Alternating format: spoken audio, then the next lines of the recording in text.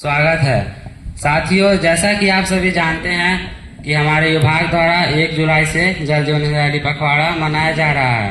हम सभी जल जीवन हरियाली जैसे महत्वपूर्ण थीम पर विद्यालय स्तरीय पेंटिंग प्रोजेक्ट और वृक्षारोपण कर रहे हैं। पर्यावरण हमारे लिए कितना जरूरी है ये हम शब्दों से बयान नहीं कर सकते, लेकिन इसके लिए अपने जीवन में कुछ करें ये जरूर करेंगे। तो आइए आज इससे संबंधित एक डिबेट बात विवाद करते हैं। जल जीवन हरियाली सरकारी करे जारी क्यों? तो सबसे पहले हम आप सभी को परिचय करा देते हैं।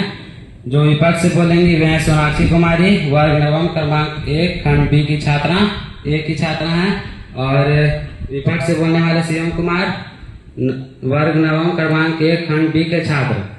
तो सबसे पहले मैं आग्रह करता हूं कि सोनाक्षी कुमारी अपना पक्ष रखें।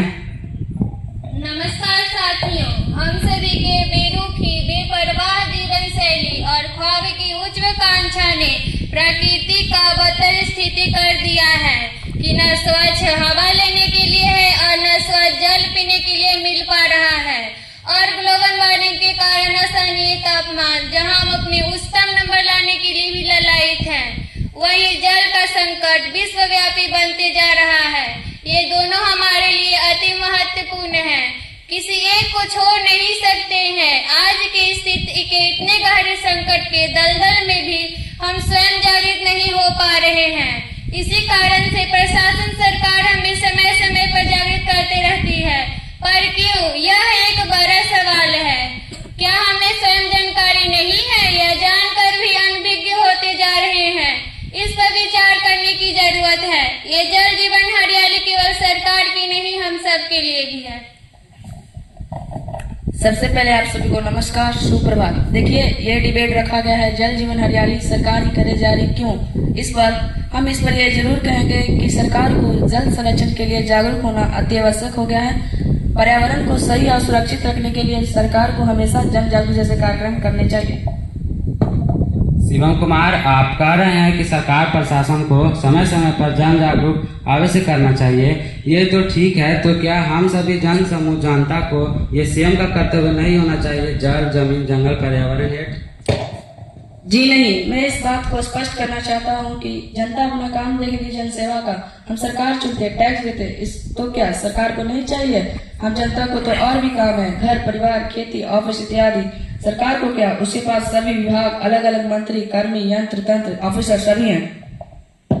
सोनाक्षी, शिवम यह कह रहे हैं कि सरकार को ध्यान देना चाहिए क्योंकि उसके पास मंत्री कर्मी यंत्र तंत्र सभी है। तो क्या ये सही कह रहे हैं? नहीं, हम किसी एक पर कार्य थोप नहीं सकते, क्योंकि हम समाज में रहते हैं। हमारे सामाजिक दायित्व भी है कि हम पर्यावरण को सुरक्षित रखें। एक भरोसे स्वयं नहीं, करो मिल उपचार, जल जीवन जमीन सेविका की हो एक लाचार। लाचार कैसे? सरकार हमारी, टैक्स भी हम भरते हैं, वो केवल शासन चलाए ऐसा हम नहीं कहते। देखिए, सरकार को हमेशा इस बात पर गंभीर रहना होगा कि जन जागरूक जैसे समय समय पर बताना, सामग्री उपलब्ध कराना, इससे वो पीछे नहीं हट सकते। ठीक है शिवम, आप ये बताइए, यदि आप एक पेड़ लगा देते हैं और उसको संरक्षण कर पोषण कर बड़ा कर देते हैं जिससे कि आपके आसपास की सफाई और यहाँ तक कि जल का समुचित उपयोग भी कर पाते हैं, तो क्या इसके लिए सरकार आएगी? जी हाँ, क्यों नहीं। वह व्यक्तियों को नियुक्त करे पौधा लगाने, संरक्षण हेतु, साफ सफाई हेतु। इससे कम से कम अन्य व्यक्तियों को रोजगार भी मिलेगा और उस परिवार की आर्थिक स्थिति ठीक और सामाजिक स्थिति में भी सुधार देखने को मिलेगा। ये बिल्कुल गलत है। जनता तो केवल सरकार के ही कर्तव्य का पाठ पढ़ा रही है, स्वयं की जिम्मेदारी से तो भाग रही है। पर्यावरण सुरक्षित रखने के लिए समाज में रहने वाले हर एक व्यक्ति का कर्तव्य बनता है कि जल का संरक्षण और उसका सुनिश्चित उपयोग करे। पर्यावरण को सुरक्षित रखने के लिए हमेशा विशेष तौर से तत्पर रहे। यह विश्व व देश के हर व्यक्ति का कर्तव्य बनता है।